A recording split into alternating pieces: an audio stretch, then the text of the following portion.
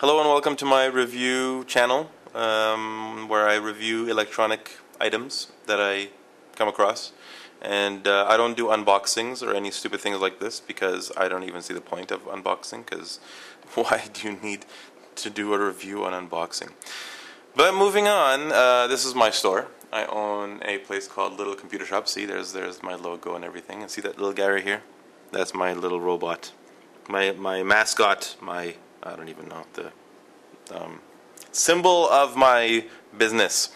And so right here, see, it's late at night. I am closed because I sometimes do reviews during the daytime and people walk in. Not a good idea. I really like that couch. It reminds me of, the one that Morpheus sat on when he was doing his very important speech to Neil. And so today I'm going to be doing a review on the Logitech MX Revolution. The Performance MX. My last mouse was the MX Revolution. I owned it for about 3 years. Best mouse I've ever owned until I bought this one. I just did a review on the SteelSeries Ikari mouse, and I was very much disappointed. I've used lots and lots and lots of other mice in the past, and nothing seems to really match up to the quality of Logitech. I've recorded this video 7 times, I think, 6 or 7 times, and I keep on making it too long. So this time I'm going to make it very short. Okay, so let's go through things very quickly. The pros. Number one, it still has, see that? And then you click this button, and it just spins and spins and spins and spins and spins and spins and keeps on spinning. So it still has that. Very good thing. The second thing is the side scroll thing. They changed it so that it's sensitive. So if you push it a little bit, it scrolls a little bit, and if you push it all the way really hard, it just zooms across the page. That's also another nice thing. Another nice thing, number 3, is the front and back buttons. Forward and back buttons are nice and fat right now. Another nice thing is they added one more button right here called the zoom button, which is really nice because what it does, when you click it, it takes all the windows that are there and it blows them up and it makes them all small little windows across the screen, and you can click on it, and it's very responsive. It's not like you click it, you have to wait a few seconds for it to respond. No, you click it instantly, everything blows up, and then you click on something and instantly everything goes back to normal. So it's a really nice feature. Another thing that I like about it is that it is very tall. I like high arch mice, and this one is even taller than the other one. If you can you see the little shiny part right down at the bottom right here? That actually raises the entire mouse. See, actually, because the MX Revolution was up until where the silver part ends, but they actually added this extra plastic piece to raise it even higher. So they made this thing really a palmful. Like it's not like I don't even have to lower my hand at all. It actually says complete into my palm. So it's a very nice design change. Enough about the good things. Let's talk about the bad things. Oh, one more good thing. You have the little power thing there. Everyone talks about that. Everyone knows. This thing starts running out of power. You just click it on that. Now, there are a few bad things about this. Number one is the thumb position. Now, I don't know if you can see. I'm going to put this straight, so you're looking at it directly. See, if you look at the positioning of this material here, it actually goes in this way, and then it curves out, and then it goes back in again. So what happens is that your thumb, the bottom of your thumb doesn't have any place to rest.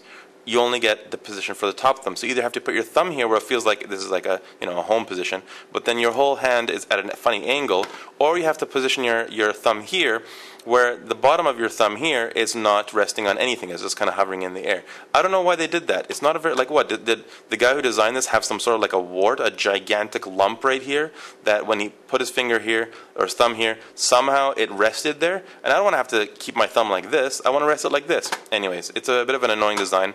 The MX Revolution was completely flat all the way from here to here, completely flat all the way, so my thumb was actually cradled really nice the whole way. So that's a kind of an annoying drawback. Annoying point number 2 is the position of the zoom button. They have a bit of an edge right there, and what it does, if you can see, it squeezes my thumb if I want to position my thumb straight against it. See, I don't know if you can notice, my thumb is being squashed by the edge there, and I can always feel the edge there. It's a little bit annoying. So what I end up having to do is I end up having to angle my thumb. Instead of putting it where I want to, like this, I have to turn it a little bit so that it sits, in there. I don't have a really wide thumb. I don't know. It's an average width thumb. What about guys with really giant thumbs? Then what are you going to do? So that's another issue that it's a bit annoying. And there's a button here which is really cool. It's programmable. See? That's a button, really, honestly. And the problem with the button is that as cool as it is to have a button there, there's no bind in the software, the Logitech software, where you can bind it to show desktop, that's what I was looking for. That's what I was looking forward to. Just clicking this, having show desktop, clicking it again, everything comes back. But no, I can't figure it out. There's no way of binding the Windows button and Windows D, because Windows D is how you get the desktop to show. There's no command for that in the software. I haven't found it yet, at least. Maybe I'm an idiot. And this is a kind of nice thing. The MX Revolution receiver was about like this long, and they shortened it to this long. So it's really nice how tiny it is. Other than that, it's got the dark field technology, which it's even on this regular material. It's not just like for fancy materials. You actually even get better tracking on just regular surfaces. I hate using my mouse pads, so I end up so sometimes I get a bit of you can sort of tell a little bit of a tracking issue. Whereas with this mouse, the tracking it's never been as precise. Like, this is just fantastic. So I'm really happy with this mouse. You can change the DPI settings, but I don't really do that much. I just put all at maximum, and it's just fine. Yeah. So a few good things, a few bad things. So thanks for watching, thanks for listening, and be sure to comment and rate, because it's lonely here. Sometimes I want to have internet friends.